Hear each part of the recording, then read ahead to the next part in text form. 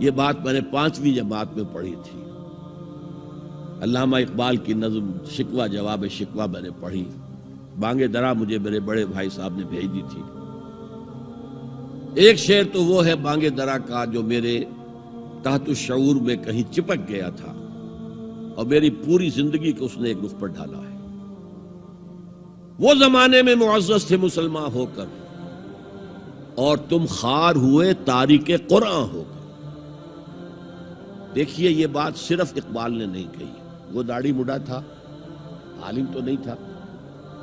یہی بات کہی 14ویں صدی کے مجدد اعظم شیخ الہند مولانا محمود حسن اسیر مالٹا نے۔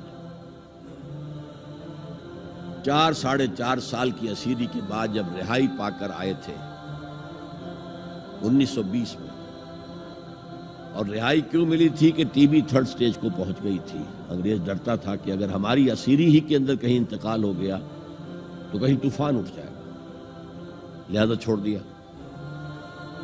دیوبند میں ایک جلسہ منعقد ہوا اور وقت کے سارے بڑے بڑے علماء موجود، اشرف علی تھانوی صاحب موجود، شبیر احمد عثمانی صاحب موجود، مولانا حسین احمد مدنی موجود، ہمارے جو پاکستان میں مفتی محمد شفیع صاحب موجود، اور انہوں نے یہ واقعہ لکھا ہے اپنی کتاب میں وحدت امت میں کہ شیخ الہند نے کہا کہ ہم نے تو اپنی 4 سالہ دور اسیری میں جتنا ہی غور کیا ہے، ہمیں اپنے زوال کے 2 اسباب نظر آئے ہیں۔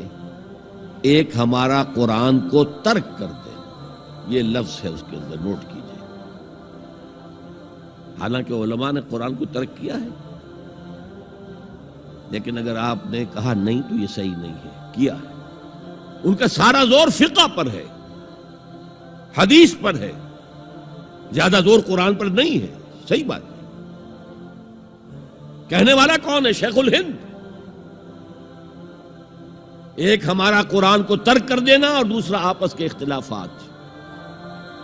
اور مفتی شفیع صاحب نے اس کے اوپر پھر یہ گرہ لگائی کہ حضرت شیخ نے جو 2 باتیں کہی تھی حقیقت میں ایک ہی ہے، ہمارے اختلافات بھی اسی لیے کہ ہم نے قرآن کو ترک کر دیا۔ تو یہ ہے ایک شعر جو میرے ذہن میں چپک گیا تھا، پھر قرآن سے اللہ نے جو ایک مناسبت دی ذہنی قلبی، اللہ کا شکر ہے، اللہ کا فضل ہے۔ دوسرا شعر وہ ہے کہ وقت فرصت ہے کہاں، کام ابھی باقی ہے، نور توحید کا اتمام ابھی باقی ہے۔ پورے کرہ ارضی جب تک کہ توحید سے جلوگر نہ ہو جائے اور اسلام کا ڈنکا نہ بج جائے، اس وقت تک حضور کا مشن مکمل نہیں ہے۔ حضور حوالے کر کے گئے تھے امت کے۔